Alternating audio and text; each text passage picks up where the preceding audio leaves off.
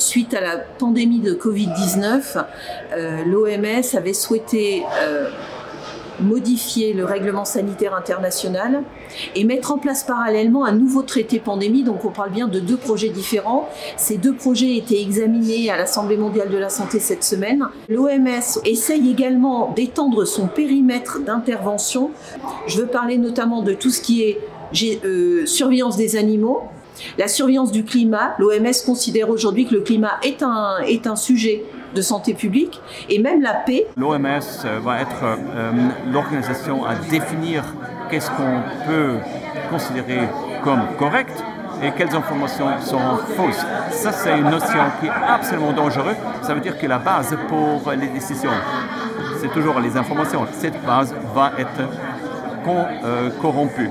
L'OMS lance le signal d'alarme en disant attention, il y a une pandémie, juste une éventualité de pandémie, et tout le monde va devoir se comporter de la même manière. Ça veut dire que nous, en Suisse, on peut se retrouver à se comporter comme en Chine.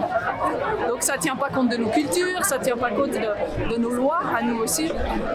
Par exemple, par rapport à tout ce qui est la vaccination. Ça veut dire que l'OMS pourrait éventuellement demander une vaccination de la population obligatoire, alors qu'en Suisse, on n'a pas du tout de vaccination obligatoire.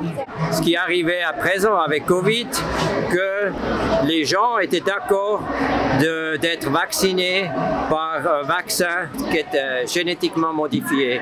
Aussi pour les animaux, parce que c'est prévu qu'on a déjà eu des vaccinations et nous, sur notre domaine, avons eu des grandes pertes à cause des vaccinations. Et puis le futur des vaccinations va être mRNA aussi. En tant que parlementaire, j'ai fait des actes parlementaires au canton Tessin.